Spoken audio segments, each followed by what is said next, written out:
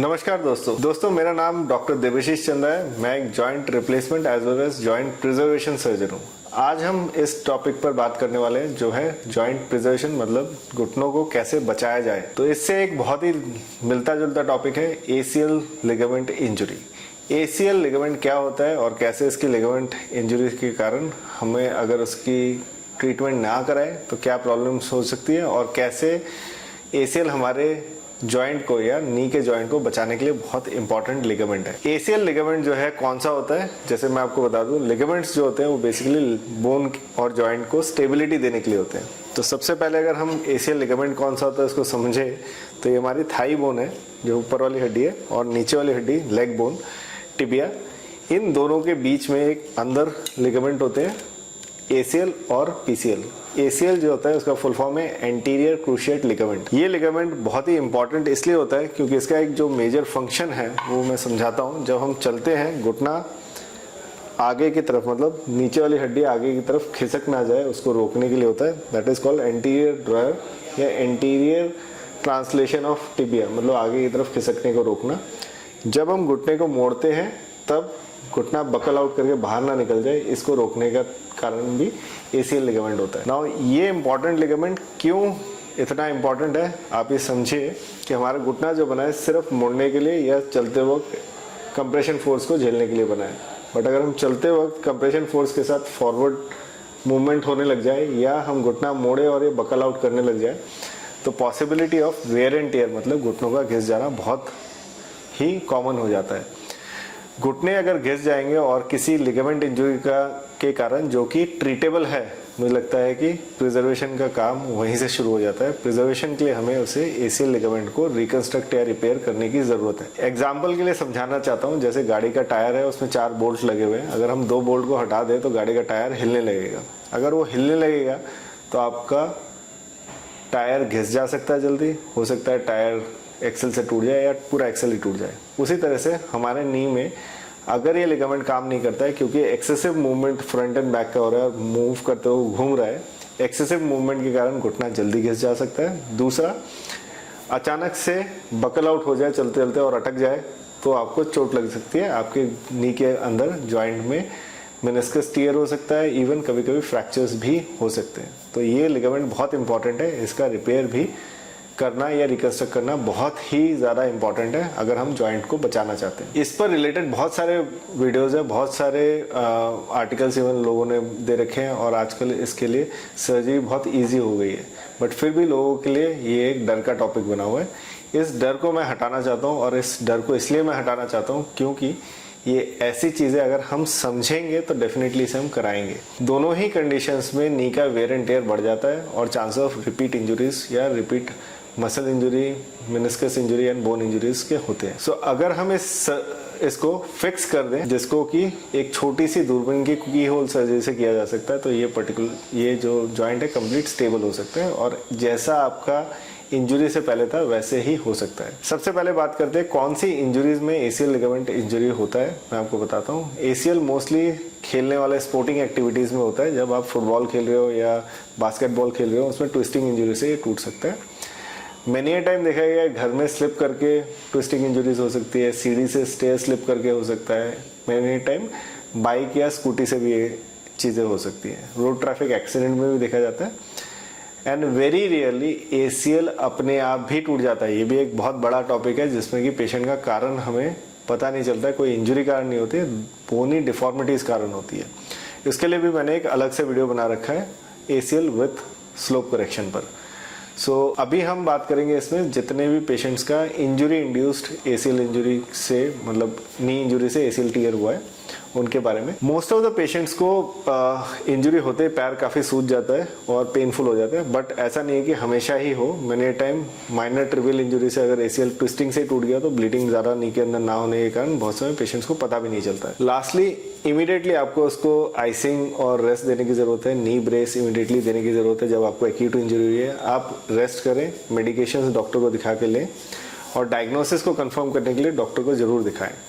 नी injuries many time क्या होता है कि छोटी मोटी इंजरी हुई, ट्विस्ट हुआ, बट पेशेंट को 2-4 दिन रेस्ट लेके वो ठीक हो गया और पेशेंट अपने काम करने शुरू कर देता है। बट पेशेंट डॉक्टर को दिखाता है कई महीनों बाद कि सडनली ट्विस्ट करके मैं गिर जा रहा हूँ, या चलते चलते पैर अटक जा रहा है और मैं गिर जा रहा हूँ, या अटकने जैसी फीलिंग आ रही है, तो इन कंडीशंस में डॉक्टर को दिखाना ज़रूरी है। अगर आपका घुटना अटक रहा है या आपको इंस्टेबिलिटी दे रहा है या दौड़ने में सडन बकल कर जा रहा है, ऐसा कुछ हो रहा है और आप इसको नज़रअंदाज कर देंगे तो घुटना जल्दी घिस जाएगा। अगर ऐसा हो रहा है तो ज़रूर डॉक्टर को दिखाएं। ना जहाँ तक बात है कि ACL के लिए हम करते क्या है, सबसे पहली चीज़ है सर्जरी करे नहीं करे, आप सबसे पहले अपनी मसल्स को स्ट्रेंथन करना शुरू कर दें। कौन सी मसल्स? क्वाड्रिसेप्स, थाई के ऊपर वाली जो मसल्स हैं, हैमस्ट्रिंग मसल्स एंड नीचे की काफ मसल्स को। अगर हम इन मसल्स को जो अराउंड द नी मसल्स है उनको स्ट्रेंथन कर लें तो काफ़ी ज़्यादा स्टेबिलिटी उससे भी आ जाती है। तो ऐसा ना सोचे कि सर्जरी ही इलाज है। मैंने टाइम पार्शियल ACL टीयर में जो लोग नॉन स्पोर्टिंग एक्टिविटी कर रहे होते हैं, जिनमें स्टेबिलिटी अच्छी होती है, बकलिंग बहुत ज़्यादा नहीं हो रहा था, उनमें काम चल भी जाता है। तो इसलिए डॉक्टर दिखाना बहुत ज़रूरी है, प्लस फिजियोथेरेपी एक्सरसाइज पे फोकस करें। अगेन, जिनको इंस्टेबिलिटी हो रही है उनको ये समझना है कि सर्जरी कराने में ज़्यादा फ़ायदा है, क्योंकि आपको हो सकता है बड़ी सर्जरी मतलब नी रिप्लेसमेंट कराने की ज़रूरत ना पड़े फ्यूचर में। अब ACL की सर्जरी होती कैसी है? लोगों के दिमाग में ऐसा है कि कोई भी सर्जरी घुटने के अराउंड अगर हम कराते हैं तो उसमें सक्सेस के रेट्स नहीं है। देखिए, की होल सर्जरी है, दूरबीन से छोटे छोटे 2 छेद करके हम दूरबीन अंदर डालते हैं और लिगामेंट को रिपेयर, अर्ली स्टेज में रिपेयर और लेट स्टेज में रिकंस्ट्रक्ट। अर्ली स्टेज का मतलब है पहले 1-2 हफ्ते के अंदर हम उसे वापस दोबारा लगा भी सकते हैं कुछ कंडीशंस में, बट रिकंस्ट्रक्शन करना भी बहुत ही सिंपल है। रिकंस्ट्रक्शन में हम उस लिगामेंट को दोबारा से बना देते हैं। अगर हम इस रिकंस्ट्रक्शन को करते हैं, क्या ये बहुत ही खतरनाक सर्जरी है? नहीं। रिकंस्ट्रक्शन करने के बाद आप सेम डे पे खड़े हो सकते हो, सेम डे पे चल सकते हो। ये सर्जरीज जो है डे केयर सर्जरी की तरह होती है, मतलब कि आप सवेरे आके शाम को घर जा सकते हो। क्योंकि most of the time patients insurance से ये सर्जरीज कराते हैं, तो मुझे लगता है कि एक दिन रात को उनको रहने की ज़रूरत पड़ती है। नाउ सर्जरी से ज़्यादा इंपॉर्टेंट होता है उसका फिजिकल रिहैब। बहुत लोगों के दिमाग में ये होता है कि एक्सरसाइज फिजियोथेरेपी करने से मुझे पेन होगा और पेन होगा इसलिए मैं एक्सरसाइज नहीं करूँगा। सर्जरी की ऑलमोस्ट 50 to 60% जो सक्सेस स्टोरी होती है वो होती है एक्सरसाइज एंड रिहैब से। अगर आप एक्सरसाइज रिहैब सही टाइम से सही ट्रेन पर्सन के साथ करेंगे तो ACL सर्जरी के बाद इवन विदिन 3 months आप फुटबॉल खेलने या रनिंग जॉगिंग करने की हालत में वापस आ सकते हैं। तो अर्ली फास्टर रिकवरी के लिए ज़रूर करें। रिहैब में आपको बहुत घंटों लगाने की ज़रूरत नहीं है, दिन में सिर्फ 40 से 50 मिनट रोज़ का सुबह शाम लगाते हैं तो बहुत अच्छा। दिन में एक बार भी करके लगाते हैं तो 3 से 4 महीने में आप वापस फुटबॉल खेलने लायक हालत में पहुँच सकते हैं।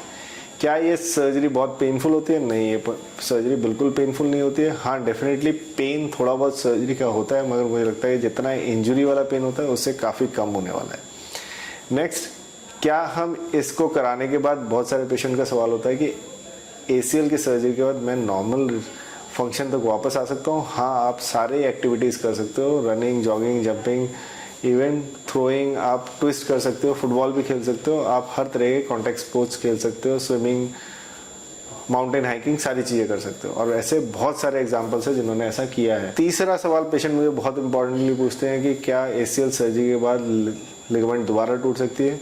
देखिए, सर्जरी के बाद री इंजरी अगर होती है, जैसे कि आपके राइट साइड की ACL की हमने सर्जरी की है, तो लेफ्ट साइड में जितने चांसेस है दोबारा खेलने से टूटने के, उतने ही राइट साइड में दोबारा से रहते हैं। तो आपका कोई भी सर्जरी किया है तो ऐसा नहीं है कि वो दोबारा री इंजरी नहीं हो सकता है। बट जिन लोगों की सर्जरी होती है, अगर उन्होंने रिहैब अच्छे से किया हो तो ट्रेनिंग बहुत अच्छी देते हैं हम लोग, जिससे पेशेंट को ये पता चल जाता है कौन से मूवमेंट्स में इंजरी हो सकती है, उन मूवमेंट्स को कैसे नेगेट करना है, कैसे उनको बचाना है, वो वाली चीज़ें ट्रेनिंग में आ जाती है। तो हो सकता है कि चांसेस ऑफ री इंजरी कम हो जाए। बट अगर री इंजरी भी होता है तो रिवीजन ACL सर्जरी भी की जा सकती है, इसलिए बिल्कुल भी ना घबराएं। ऐसे बहुत से फुटबॉलर है, जैसे मैं एग्जांपल देने वाला हूँ नेमार का, जो कि बहुत ही फेमस है फुटबॉलर, और उनकी नी में एक ही साइड में कम से कम 2 से 3 बार ACL की सर्जरी हो चुकी है और हर बार वो 3 महीने के अंदर वापस खेलने आए हैं। तो ऐसे बहुत सारे एग्जाम्पल्स हैं, बहुत सारे भरे हुए एग्जाम्पल्स हैं जो सक्सेस स्टोरी को दिखाते हैं। तो ACL सर्जरी से बिल्कुल ना डरे। ये एक प्रिजर्वेशन सर्जरी है कि मैं जॉइंट को ठीक कर दूं, लिगामेंट को ठीक कर दूं, बना दूं, ताकि जॉइंट जल्दी घिसे ना।